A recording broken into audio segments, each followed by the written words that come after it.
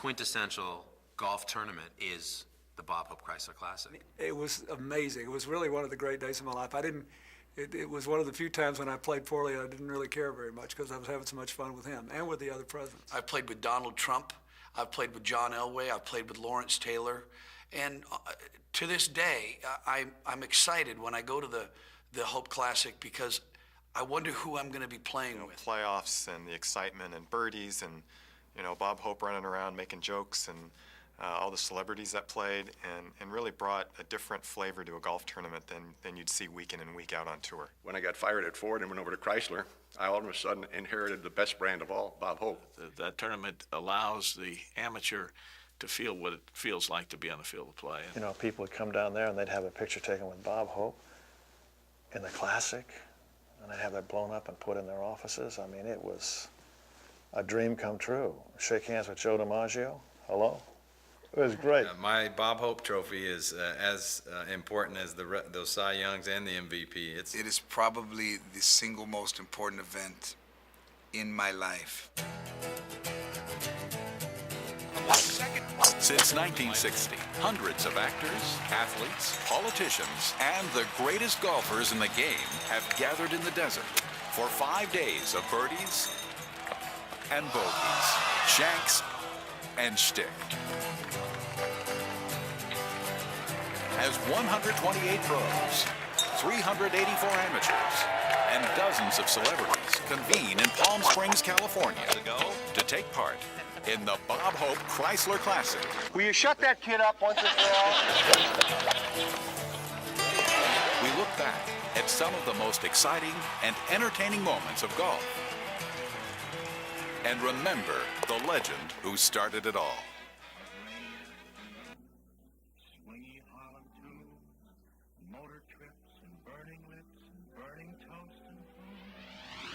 Stay tuned. We'll be right back.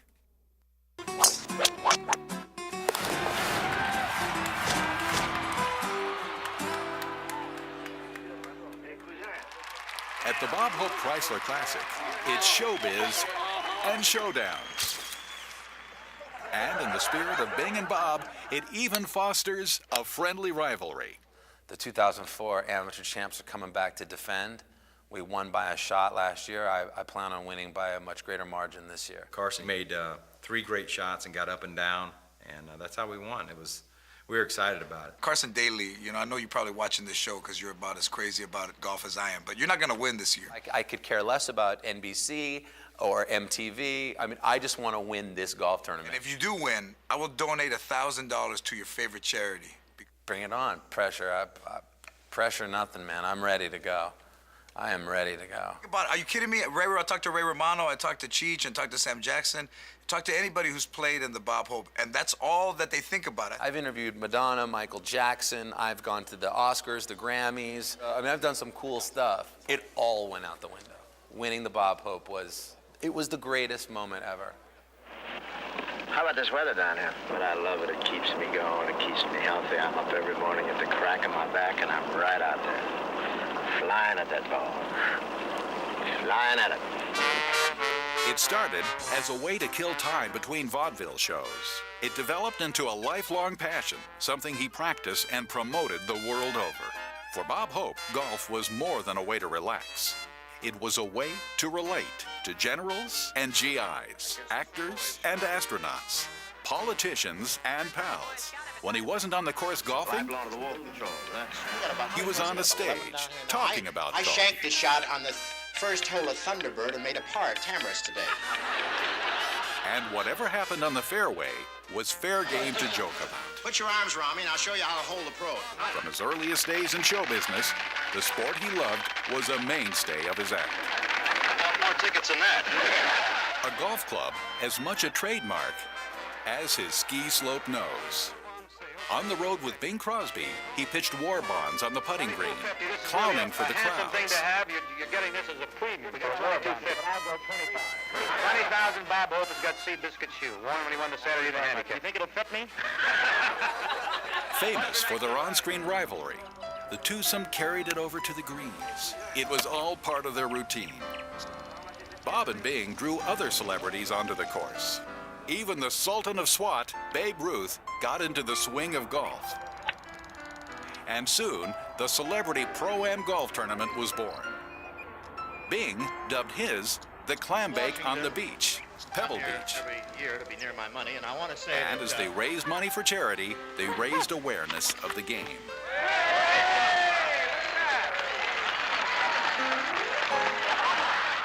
Decades before it was home to the famous golf tournament, Palm Springs, California was an oasis for the rich and famous. It was a constant parade of celebrities. The Groucho Marxes and all the Marx brothers, and George Burns and Jack Benny. They came from Hollywood for the sun and the sports. And just down the street was Jack Benny and Kirk Douglas. And They played golf and they partied. wasn't everybody there? Everybody was. Biggest influence on golf was Eisenhower after the war. Bob knew him, and Bob and Eisenhower came, and he had a place in the desert and lived in the desert. With Eisenhower and with Bob playing golf and with Bing playing golf and Frank Sinatra, and I mean, it was like magic. With so many stars in residence, the area was on the upswing, and what had been a one-course town was now home to 4 new clubs and the Thunderbird Invitational Golf Tournament. Well, the last year of the Thunderbird was in 1959, and they decided that they did not have enough money to attract the professionals. Several of us were there the last day of the tournament, and we said we can't let these dates go away because they weren't that easy to come by. So 4 courses, Bermuda Dunes, Indian Wells, Tamarisk, and Thunderbird, we decided that we'd put on a tournament. That was 1960, the golden year of golf, and Arnold Palmer was king. Arnie started the PGA season with a victory at the first Palm Springs Desert Classic. The first few years, it was a very quiet event, so to speak, but it's then started gaining popularity very quickly. To attract stars, sponsors, and television audiences to the little-known tournament, Ernie Dunleavy asked Bob Hope to lend his name to the Desert Classic. Yeah, we first approached him at O'Donnell, as a matter of fact, and we heard he was playing. Milton and I dashed over and caught him in the locker room. He wasn't sure whether he wanted to do it or not, but we were pretty sure he did. hey, I didn't ever want to have anything to do with golf, I mean, as far as a tournament, because I always went down there to rest, you know? And Crosby had his, and I thought that was swell. And I don't think Hope wanted Bing to have anything he didn't have. But to benefit local charities and to stay on par with Bing, Bob Hope lent his name and the power of his celebrity to the tournament. And in 1965, it became the Bob Hope Desert Classic. And that helped popularize the tournament. Bob Hope was a guy that lightened everything up. And of course, just his personality in itself was so fantastic.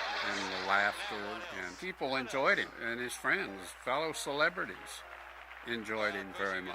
And they enjoyed being with him in the tournament. Throughout the 60s, Arnie owned the Desert Classic. I won the Desert Classic 5 times, and I won my last of the tournaments there in 1973. There was a lot of fun.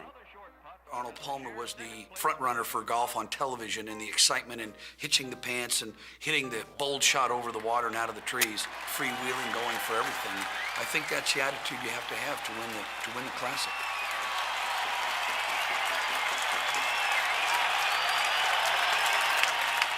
Arnold Palmer was a golfer who loved to entertain. Bob Hope was an entertainer who loved to golf. And when millions tuned in to watch the Classic, even viewers who didn't know a bunker from a bogey became hooked on golf. That's so you can putt and watch your opponent kick the ball at the same time. Stay tuned. We'll be right back.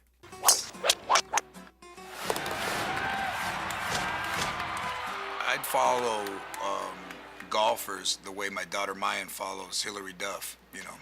So I can't wait to see Mike Weir, and I get all giggly when I see Jesper Parnevik. Is being that close to the professionals and watching them play. You get to putt with them, and you get to talk to them. And it's like fantasy camp. You just want to pretend you're a pro. Golf for me has always been serious. It's my passion and my living, but probably more than anything, I love the fun aspect of it. I remember one year I played with Foster Brooks. And Foster Brooks was everybody's favorite drunk. On one hole, I wanted to make him think I wasn't completely ignorant of the game, and I asked my caddy, well, you think I can get home from here with a 4-iron? And he said, I don't even know where you live. Jack Lemmon always wanted to hit it farther. He wanted to know how he could hit the ball farther off the tee. Jack would ask me for advice all the time. He'd say, hey, Slick, I need to work on my putting. Can you help me here? He'd say, how far do we have? I'd say, well, it's either a 9-iron or a 4-wood. It doesn't matter at your age, Jack. They all go the same distance anyway. Playing with Clint Eastwood is very intimidating. Well, you've already ruined Jack Lemmon. What are you doing with Clint Eastwood? I'm trying to show him the ropes. As a kid, I watched him in all his spaghetti westerns, and he's always the tough guy. And he would break into the Dirty Harry every once in a while. He'd have a 4-footer, and I'd say, okay, it's left lip, and he'd say, hey, I'm gonna knock it in, don't worry about it. So it was always fun to see these guys jump in and out of their characters. The athletes are pretty good golfers. When you play with Michael Jordan, these guys know what they're doing, and they're really looking to learn something from the golf professional. Michael Jordan's a pretty good golfer. Charles Barkley is not a very good golfer. He struggles with his swing. I remember one year I played with Goldberg, the wrestler, and he shanked his wedge shot out of a bunker, and somebody yelled out, Hulk Hogan wouldn't have done that. Hulk Hogan would have knocked it up close, and he immediately went into his Goldberg stance, and he went over and got somebody from the crowd and threw him in the lake on the 18th green at the Palmer course. Without a doubt, the most fun I've ever had is, though, with Bill Murray. Get over here with that mic. Come on. It's good. Let him hear what it sounds like when it's really shredded. Real close. How about here? Even closer. About here. There you go. Still hit it? Will you shut that kid up once and for all?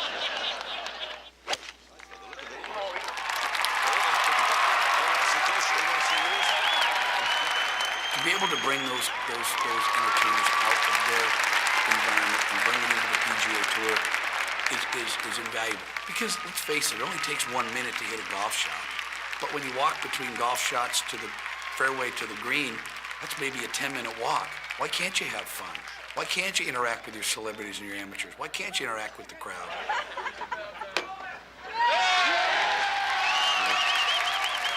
That's what the Hope Chrysler Classic is all about. For 17 years, on-course announcer Jay Randolph covered the Classic and more often than not acted as Bob Hope's straight man. Bob Hope drew from both sides of the political aisle to create a foursome that was an audience favorite.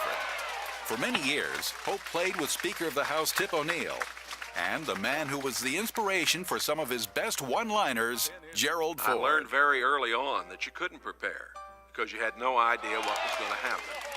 I had to react to what Bob was doing or something that Tip O'Neill had done. Well, and he gets out of it. This warrants a word from you, Mr. Speaker. Come on down here. You're high as a kite right now. Or President Ford had done. Attempt for Gerald Ford. Did he hit it? Did he hit it? Oh, that's the four! Flying out of there. Thank you, Rob. We saved that.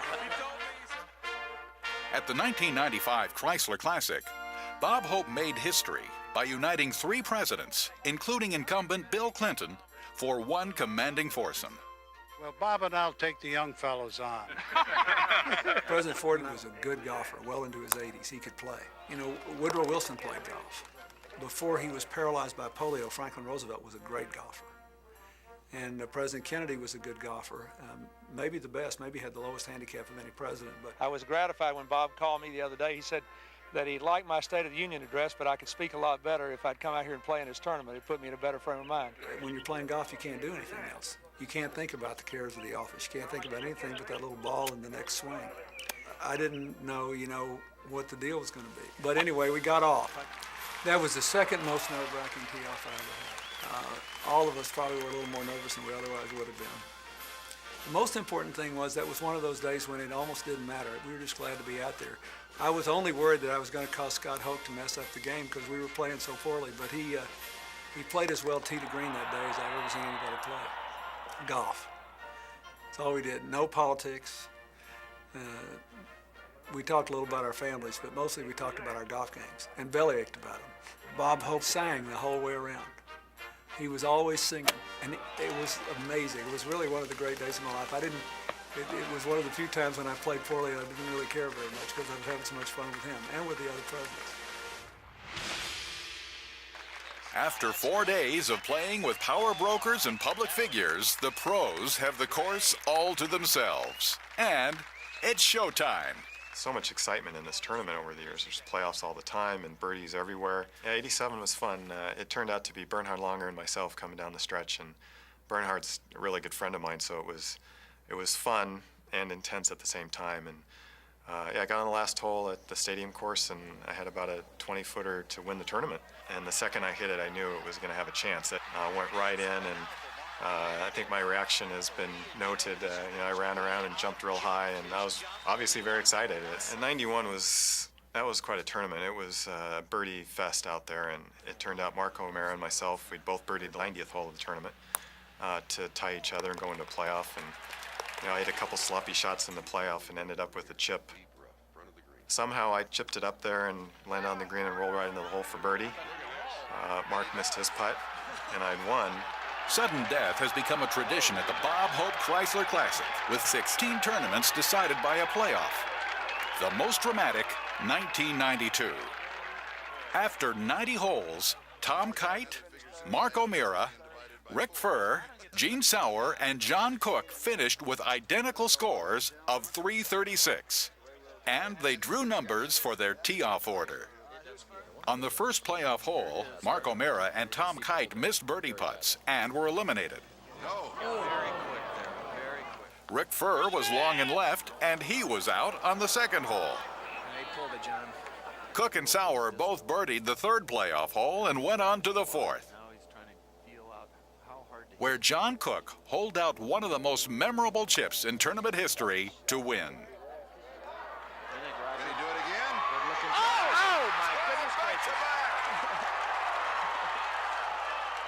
In 1986, Chrysler joined the Classic as its title sponsor.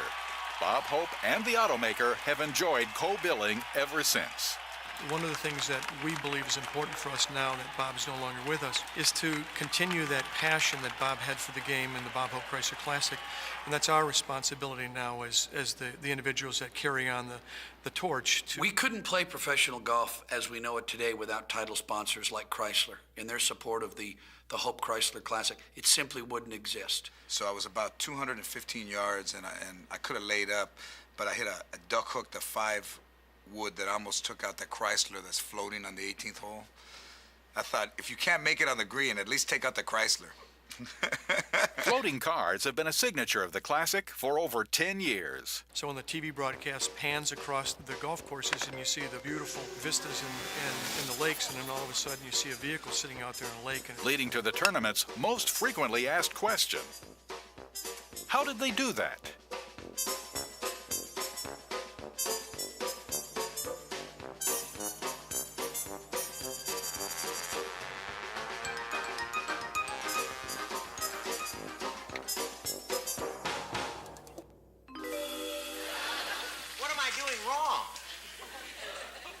You don't keep your head down after you've hit the shot. After the shot, I should still keep my head down? Yes, in shame. Stay tuned. We'll be right back. No,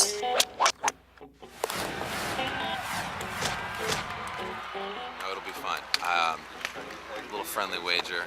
Money goes to charity. A little more incentive to play for. But we won it last year, and we don't intend on giving up our title. I'm not even going to hit balls. I'm going to go right to George Lopez and bring it to him. I got a brother from outer space on my team. That's right. Better stop that nonsense, George. With a Titleist driver that's like a saber, this guy kills it. I won this thing last year, and I intend on winning it again. I back him up 110,000%. We will win. Rocket is competitive, If he hears, and I'm sure he knows now, that Mr. Lopez has put a little wager on the table. Oh, Rocket, he's pumped up. He just signed an $18 million deal. He's ready to go. Who? I love it because, again, you're able to play with the professionals while they're in their environment. It'd be like almost standing behind me on the pitcher's mound When the game's out there on the line, the bottom of the 7th inning. I enjoy really looking at the psyche of some of the players to see how they react when they make bogey or when they make birdie. And my fondest memory was a couple years ago. I played with David Duval and ended up walking with him on Sunday when he shot his 59. It was an historic day with a score that was the lowest ever shot in the final round of a PGA event.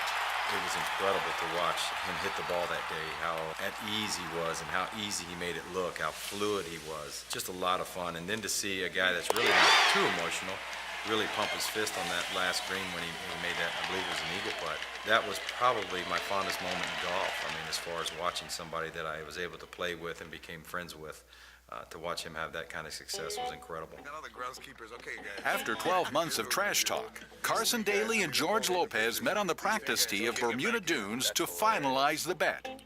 And fittingly for the Classic, the winner will be charity. I said on my stage, I said, if you win, I will donate $1,000 in your favorite charity to whoever. And I'll do the same. Absolutely. I would definitely. I would love that.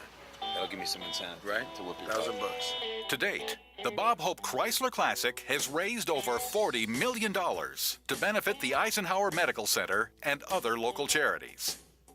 Bob was so influential in the hospital, in the Eisenhower Hospital. And I believe he even gave the land to have where the hospital is built. So it's sports and a celebration and impressive giving. While showcasing a new generation of pros and celebrities on courses built to accommodate the advancing technology and more powerful players driving today's game, the tournament will remain Classic Hope.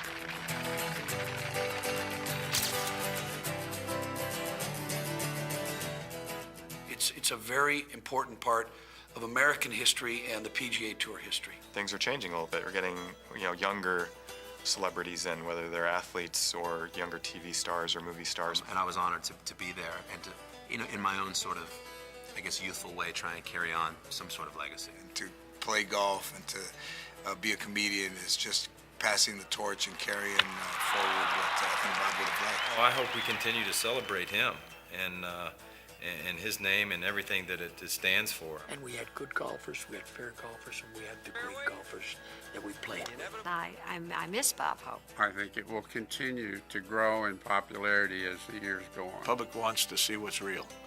And if you expose a little bit of the personalities of the people, it benefits everybody. And he would do that. He reminded us of our common humanity, and we need a little more of that. It was a good day at the golf course with him. You laughed at every hole, believe me. You laughed all the time.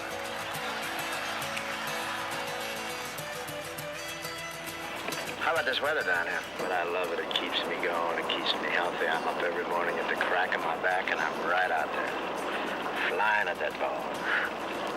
Flying at it.